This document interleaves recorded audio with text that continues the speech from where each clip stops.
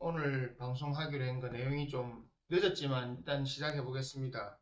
오늘 방송하기로 한 거는 주로 제가 맥리를 다루는 사람이고 상담을 늘 하니까 여러분들 상담하면서 여러분들 만날 때 매년 변화하는 것이 있습니다. 뭐냐면 사람들이 관심이 사는 분야들이 계속 바뀝니다. 근데 요즘에는 먹고 사는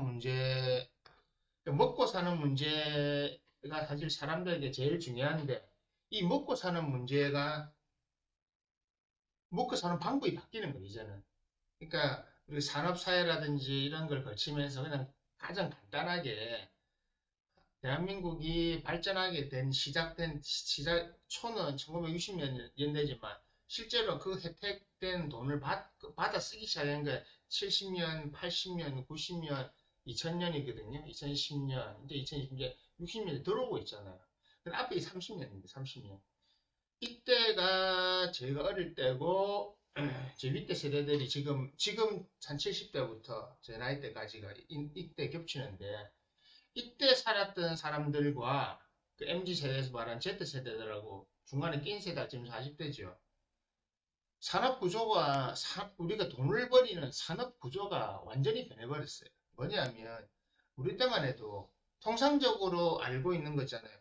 여러분들이 학교에서 공부를 하고 대학을 가서 전공을 공부하고 나와서 취업해서 직장을 다니면서 뭐 결혼도 하고 가정을 만들고 자식을 만들고 또 연금을 모으거나 보험을 들어서 후세를 대비하는 이런 형태가 60년대 성립돼서 70년, 80년, 90년대까지 가능했었어요.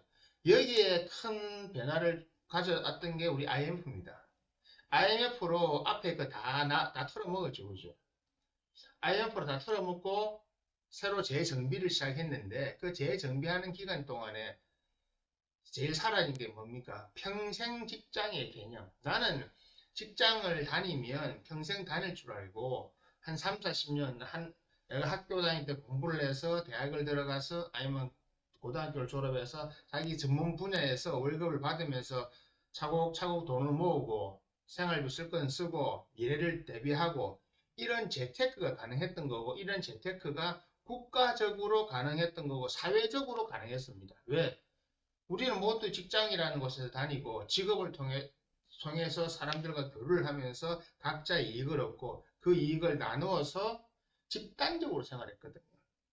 다 집단이었잖아요. 그래서 회식이라는 것도 다 모여서 했던 거 다 했는데 이런 일이 있을 수 있게 됐던 기본적인 원동력이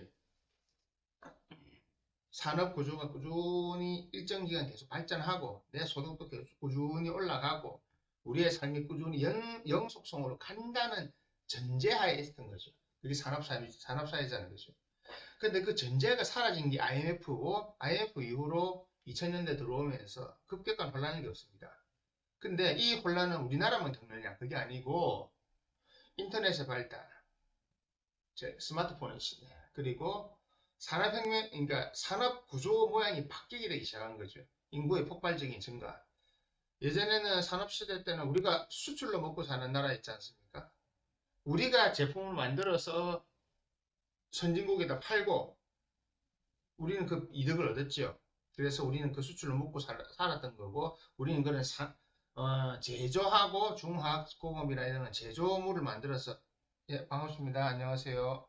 늦게 뵈서 죄송합니다.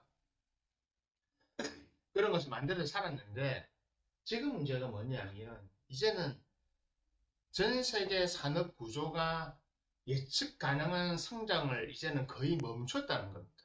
왜? 선진국이 많아졌죠. 개발도상국이라는 게 없어졌지요. 가난한 나라가 너무 많죠. 대한민국에서 물건을 만들어도 팔 곳이 없어요. 그죠? 무역 수지가 떨어지는 거죠. 예전에는 미국에다 팔고 유럽에 팔고 또 중국에 공장 만들어서 싸게 만들어서 비싸게 팔고 했는데 그런 구조가 다 깨진 겁니다. 다 깨지다 보니까 기본적으로 회사는 어떻게 합니까? 자본주의 사회에서 회사는 살아남아야 되죠. 그러니까 어떻게 합니까? 간단합니다. 회사에서 어떻게 하겠습니까? 회사의 규모 구조 조정을 하죠. 그게 우리가 IMF를 겪으면서 느꼈던 거잖아요. 내가 다니는 회사가 나는 이 회사에 들어가면 평생 다니고 있고 나는 열심히 연습하면 열심히 일을 하면 꾸준히 월급도 오르고 안정된 나이대 어느 적당한 시점에서 은퇴가 나오면 그 재산으로 노후 생활도 하고 연금도 받아서 생활할 줄 알았는데 그게 다 깨져버렸잖아요. 국가적으로. 그래서 어떻게 됩니까? 회사가 그를 이제는 몇십 년 동안 사람을 데리고 돈을 월급을 꾸준히 주면서 살 수 없다. 왜? 산업 구조가 너무 빨리 변하니까. 돈 되는 산업이 빨리빨리 바뀌니까. 저희가 대학 들어갈 때 1980년, 제가 88학번이니까 그때부터 저희 졸업할 때까지의 유망 직종들, 그리고 그때 우리가 다 선호했던 직종들 중에 지금 살아남아 있는 거 반도 안 됩니다. 그러니까 그 세대에서 했던 것들을 이제는 안 하고 있다는 게 더 많습니다.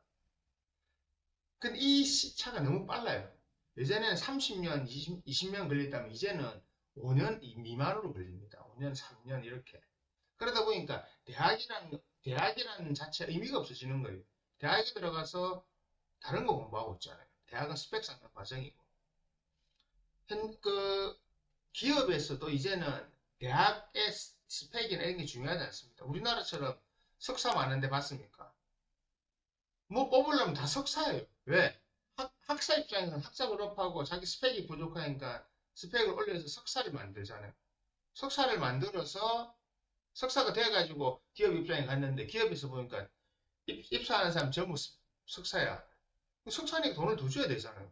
기업은 학사 과정을 뽑으려고 학사 월급을 주려고 하는데 오는 사람은 본인이 석사였기 때문에 본인이 받아들이려고 하는 그리고 본인이 예상하는 그 금액은 다른 겁니다. 기업 계획이 크지요. 어떻게 합니까? 기업은 정규직 안 쓸래. 왜? 산업 일단 보십시오. 어떤 사업을 해서 그 사업이 50년, 50년씩 30년씩 가면 장기 투자를 하는데 지금 그런 게 없지 않습니까? 인플레이션 크죠. 이게 없다 보니까 이제는 5년, 3년 미만짜리 사업을 해야 되는 겁니다. 실제로. 그러니까 5년, 3년짜리 하려면 준비해서 1, 2년 준비하고 그 동안 3년에서 5년 동안 돈을 버리고 그다음 이 사업 막 접고 다른 걸 해야 되는데 그러면 예를 들어서 A라는 사업에 필요한 인재가 있고 B라는 사업에 필요한 인재가 있잖아요. 그럼 A라는 사업에 필요한 인재를 데리고 왔는데 이 사람은 B에 적응이 안 돼요. 그럼 잘라내야 되잖아요.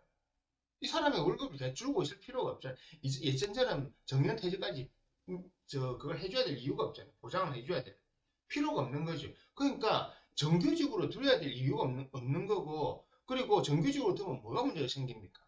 이 사람을 데리고 있으면 그만큼 나중에 퇴직금, 기타 등등 계산 다 해줘야 되잖아요.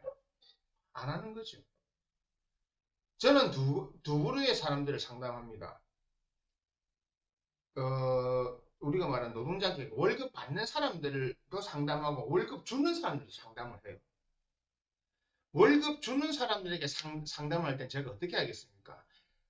미안한 표현이지만 당신이 월급을 적게 주고 효율적으로 돈을 벌어 들일 수 있는 방법을 이 사람들에게 알려줍니다.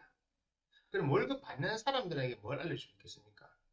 당신이 어떻게 하면 월급을 더 받을 수 있느냐를 알려줄 것 같지요? 제가 아니요. 여러분 좀 놀라시겠지만 당신이 얼마나 더 월급을 받고 본인의 가치를 높게 평가받을 수 있을까를 알려주는 게 아니고요. 제프님 안녕하세요. 조금 이따 말씀드릴게요. 당신이 얼마나 오래 살아남아야 될까를 알려드리는 겁니다. 당신이 얼마나 오래 살아남아야 될까를 알려주는 이유는 뭐냐면 이제는 산업 구조에서부터 우리가 돈을 벌어서 살아가는 근간이 산업 구조지 않습니까? 산업 구조에서부터 옛날처럼 큰 덩치가 크고 결속력이 단단한 조직을 원하지 않습니다. 재벌이라고 하는 회사가 그렇게 바뀌고 있습니다. 미국에서 벌어졌던 팬데믹을 거치면서 미국에 벌어졌던 게 대표적인 겁니다. 트위터 일론 머스크가 대표적인 칼자루 잘 휘두르잖아요. 구글도 잘 휘둘렀고 한때 구글은 전 세계 사람들의 선망의 대상인 직장이었죠. 구글은 막 들어가면 내 하고 싶은 거 다 할 수 있고 복지가 세계 최고고 그 작년에 어떻게 잘랐는지 아십니까? 뉴스에 나왔는데 한 3만 명이 잘라냈거든요. 이메일 하나 보냅니다. 그것도 그 전날 이메일 갑니다. 그 이메일 확인 못했잖아요. 다예요. 이 파일, 그 파일들 해고된 이메일을 확인 못하고 아침에 출근해서 이거 뭡니까? 이거 되는 거. 이거 삑 되면 삑 빨간불 뜨면 퇴사예요. 그러면 가야 돼요. 짐, 뭐 인사할 시간도 없어요. 그냥 위에 짐 내려서 가져가더니 그냥 갑니다. 회식도 없고 아무도 없어요. 되면 이게 통과하면 살아남아 있는 겁니다. 일론 머스크가 그거 했죠. 뭐 X 인사하면서 원래 팬데믹 동안 트위터에서 재택근무하고 이러니까 일론 머스크 X 인수하면서 인수해가지고 재택근무하고 싶다 이러니까 뭐랍니까? 그냥 집에 계속 있어라. 재택근무할 사람 다 자른다. 출근해라. 웃기지요. 이 지금 4차 산업시대에 그리고 그런 커뮤니티를 다루고 빅테크 기업 중에 하나인 X에서 다른 데서 다 하는 재택근무를 안 하지 말라고 하잖아요. 왜? 잘라내야 되니? 필요한 사람만 쓰겠다는 거죠. 지금 이렇게 바뀐 겁니다. 그래서 이제는 조직이 움직이지 않습니다. 개인이 중요한 겁니다. 개인. 능력 있는 개인이 중요한 겁니다. 제프님, 이 개인이 중요하다는 문제와 결혼 이혼도 같은 겁니다. 산업 구조가 변했고 생각이 변해서 그런 겁니다. 남녀 사이의 이혼은 필연인가? 사람이 살아가면서 직장을 다녀야 되는 것은 필연인가 같은 문제입니다. 이제는 조직이라는 개념이 사라지는 시대라니까요. 사회라, 소사이티, 사회라고 하는 개념이 옛날처럼 밀도 있게 뭉쳐있는 개념이 아니고 각자가 도생 살아남을 수 있는 능력이 있는 사람입니다. 남자가 능력이 있고 여자가 능력이 없을 때는 이혼을 할 수가 없죠. 회사가 능력이 있고 개인의 능력이 없을 때는 개인은 회사를 떠날 수가 없습니다. 나가면 갈 데가 없으니까. 남자가 능력이 없고 여자도 능력이 없으면 서로 붙어 살아야 되죠. 회사도 작고 사람이 능력이 떨어지면 어떻게 됩니까? 우리가 아는 큰 회사가 될 수가 없죠. 회사 자체의 매출이 근근히 벌어먹고 사는 회사니까 거기에 들어가는 팔자도 근근히 벌어먹고 사는 사람들이 거기에 모여서 근근히 자기들이 으쌰으쌰 해가면서 매출을 내고 이익을 조금씩 가져가고 그렇게 하는 겁니다. 우리가 말하는 진짜 자영업, 중소기업, 자영업, 생계형 기업들이죠. 같은 겁니다. 제가 늘 이야기하는 4차 산업혁명 그리고 20세기 지금 말 주역으로 뇌하풍이라고 하는 시대는 이제는 모래알 시대입니다. 모래알 시대. 옛날처럼 진흙처럼 끈적끈적한 이 개념이 없습니다.